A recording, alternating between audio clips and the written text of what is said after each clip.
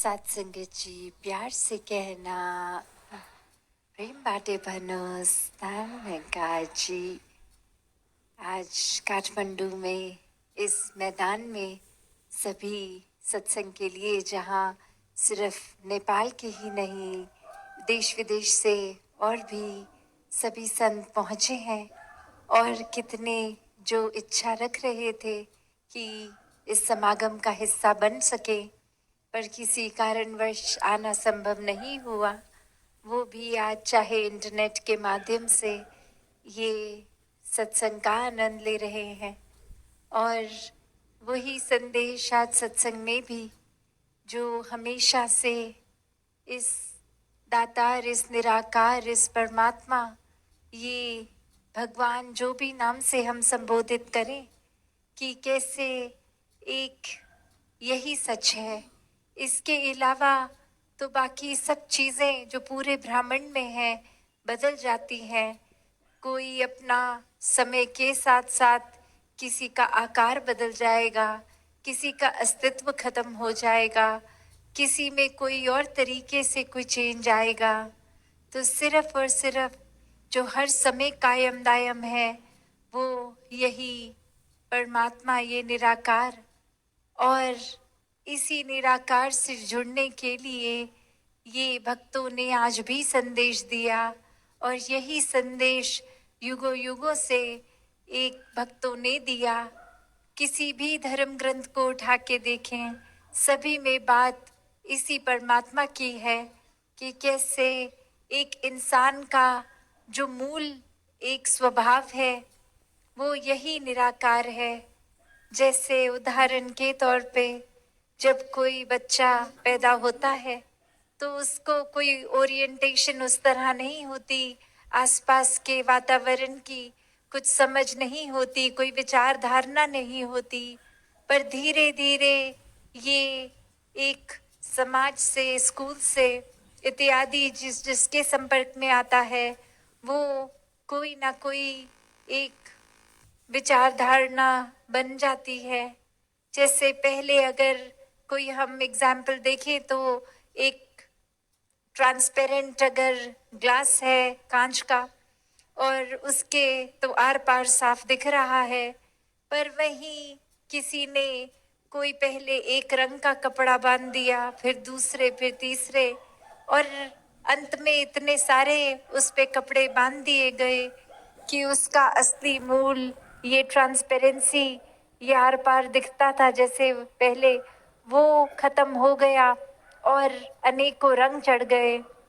तो ये संसारिक रंग कि कैसे ये परमात्मा जो हर जगह है, ये हर किसी में है, ऐसा ही मूल एक उस बालक के अंदर भी, ये असली रूप उसका।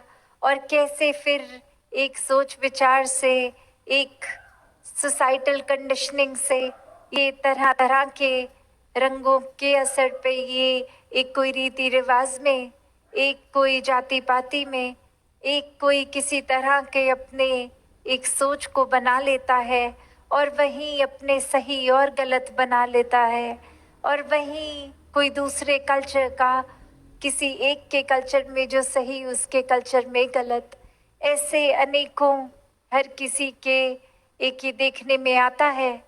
और ये सारे बंधन, ये सारे रंग फिर सिर्फ ब्रह्म ज्ञान द्वारा ये बंधनों से मुक्त हो जाती है।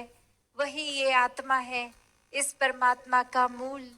और कैसे ये संसार में शरीरों में है, हर किसी के ये आत्मा इस परमात्मा की ही अंश, जो एक दैवीय है, एक बहुत ही इस इंसानी जन्म में ये जो पोटेंशियल है हर आत्मा का, ये परमात्मा बनने का, तो इसको कैसे हम दुनियावी रंगों में रंग देते हैं, कैसे फिर ये अपने मूल स्वभाव से बिल्कुल ही अलग हो जाती है। ये सांसारिक चीज़ें जो क्षण भंगुर हैं उनको हकीकत मांग लेती है, और कैसे फिर हमारे एक आचरण में, एक हमारे नेचर में भी कुछ चीज़ें आ जाती हैं जो फिर बिल्कुल ही एक हमारे मूल स्वरूप से विरुद्ध हो जाती है। एक कहानी भी दासी ने पढ़ी कि जहाँ एक शिष्य आता है किसी गुरु के पास और कहता है कि मुझे एक एक बहुत ही इस गुस्से ने परेशान कर रखा है। कोई छोटी सी भी एक चीज़ होती है तो मेरा मन उसको एक्सेप्ट नहीं कर पाता और बहुत ही मेरा टेम्पर हाई हो जाता है, गुस्सा आ जाता है। मेरे को एक यही एक अपने आप से परेशानी होती है कि बहुत गुस्सा आता है। और वहीं वो गुरु आराम से उस शिष्य से बात करते हुए कहते हैं, अच्छा इस समय अभी के अभी गुस्सा होके दिखाओ कैसे आता है।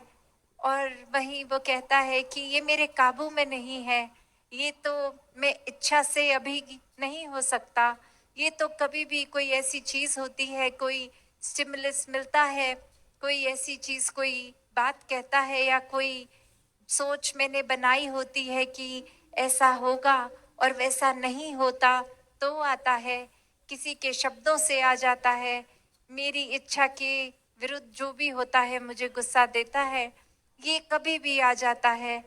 तो फिर से एक बार वो गुरु कहते हैं, ठीक है तो अभी होकर दिखाओ, मुझे गुस्सा होकर दिखाओ। और आगे से वो गुस्सा तो क्या, वो एक मुस्कुराहट ही आ गई कि ऐसे तो नहीं हो पाएगा। और वहीं वो गुरु बात समझाते हैं कि जो भी चीज़ आपका मूल स्वभाव नहीं है वो आप असली में नहीं हो। तो आप अगर बार बार इस चीज़ में जाने की बजाय कि ये चीज़ तंग करती है, ये गुस्सा इस समय आपने बताया, तो उसको जीवन से हटाना है अगर, तो सबसे आसान तरीका कि अपने मूल स्वभाव को ही पकड़ो जो आप नेचुरली हो। और हर कोई नेचुरली, ये शरीर नहीं है, ये स्वभाव नहीं है, ये शरीर तो कुछ सालों की यात्रा तय करने के लिए इस आत्मा को मिला है। तो मूल जो ये आत्मा है, ये जब सारे बंधनों से कट जाती है, ये संसार में रहते हुए इस संसार से अलग हो जाती है कि ये सामान, ये रिश्ते नाते, ये सब है, इसका उपयोग करना है, सदुपयोग करना है, हर किसी को प्यार भी करना है, पर ये सांसारिक बंधनों में नहीं बस जाना कि ये असली में जो एक परमात्मा रूप है आत्मा, उसको फिर ये समझ रहे कि हम जीते जी मुक्त हैं, ये बंधनों में फंसे नहीं। ये तो एक सेवा रूप मिली है कि घर परिवार समाज सभी के लिए ये मन को एक अर्पित करना है, समाज के प्रति, एक संसार के प्रति समर्पित मन से सेवा करनी है। ये कोई कारण फिर ऐसा नहीं कहते संत कभी भी कि घर परिवार अपनी जिम्मेवारियों से नाता तोड़ दो और कहीं ऐसी जगह भक्ति करो जहाँ समाज पे बोझ बनोगे। नहीं, भक्तों ने तो गृहस्थ में रह के, अपने घर में रह के, समाज में रह के भक्ति करनी सिखाई है। उसी तरह जैसे एक कमल के फूल की पंखुड़ी जो होती है, जो एक लीफ होती है, पत्ता, वो एक पानी में जीवन अपना जीता है, पानी में समाप्त होता है उसका जीवन। फिर भी अगर वो जब सरफेस पे जब आ जाता है एक ऊपर उस कीचड़ के, तो एक अगर बारिश पड़े भी या कोई बूंद पानी की, तो वो कैसे वाटरप्रूफ हो जाता है कि वो बूंद बूंद की तरह रहती है, उसमें समाती नहीं है और वो फिर झड़ भी जाती है। तो कैसे एक उस पानी में चाहे जन्म लिया फिर भी वो असर पानी का नहीं लिया, उसी तरह हमने इस संसार में जन्म तो लिया है, पर ये संसार का असर इतना गहरा ना बनाए। हमेशा परमात्मा का ही प्रभाव अपने मन में गहरा होने दें कि कैसे हर चीज़, हर एक में ये परमात्मा ही है। किसी को ये नफरत करने का इस तरह वजह ना बनाए, कोई कारण अपने मन में, अपनी विचारधारणा से ना बनाए कि किसी से नफरत हो। सभी अपने हैं, सभी बहुत अच्छे हैं, सभी इस परमात्मा का अंश हैं, सभी श्रेष्ठ हैं। तो ऐसा प्यार ही भक्तों ने करना सिखाया है कि जब पूरी सृष्टि में कण कण में इस परमात्मा के दर्शन करते तो कैसे फिर हर जगह ही ये नजर आएगा। और फिर ये जो एक बात है कि हम करीब जिस तरह एहसास कर पाते हैं नजदीक होके, तो फिर ये परमात्मा में जीते जी एक में खो जाते हैं। ये एक रस हो जाते हैं। जैसे पानी में अगर शरबत घोल दें कोई रंग का, तो फिर वो पानी और वो शरबत उसी रंग के हो जाते हैं। तो वो कोई अलग अब नहीं कर पाएगा उसको, वो एक हो गए हैं। तो वही बात कि फिर ये भक्त और भगवान एकमिक हो जाना, ये आत्मा का परमात्मा से जीते जी भी मिलन है। और श्वासें खत्म होने पर भी ये मोक्ष और मुक्ति की हकदार आत्मा जीते जी जब ब्रह्म ज्ञान लेकर इस परमात्मा को जान लेती है, इस परमात्मा के एहसास में हर पल जीती है, अपने जीवन को भी फिर मानवीय गुणों से इंसान युक्त कर लेता है कि जब हर पल ही ये परमात्मा का एहसास है तो कोई भी एक अपशब्द नहीं बोले जाएंगे, आचरण भी प्यारा रहेगा। एक इंसान के शरीर में है तो इंसानियत की तरह ही जिएंगे। तो फिर ये परमात्मा ने इसको प्राप्त, ये भी आत्मा ने इस परमात्मा को प्राप्त कर लिया। जैसे ये देश का नाम भी नेपाल है, तो अगर ऐसे देखा जाए, मैंने पा लिया कि मैंने पा,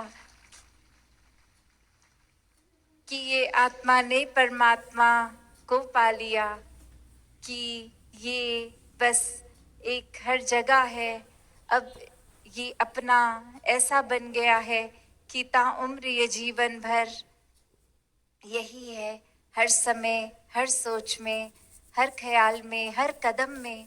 कोई भी फिर किसी को चोट पहुंचाने वाला काम होगा ही नहीं जब हर एक में इसके दर्शन होंगे। तो यही संतों ने हमेशा चेतन करते हुए इंसान को कहा है कि श्वासों का पता नहीं, कभी भी मौत आ जाएगी, तो जीते जी इस आत्मा का मिलन परमात्मा से कराओ। ये ब्रह्म ज्ञान से अपने जीवन को भी जहाँ एक बहुत ही सहजता से जी लोगे, वहीं जीवन खत्म होने पर ये साल्वेशन, ये मुक्ति, ये भी प्राप्त हो जाएगी। तो इन्हीं शब्दों से दासी अपनी वाणी को विराम देगी। सत्संगत जी, धन निरंकार जी।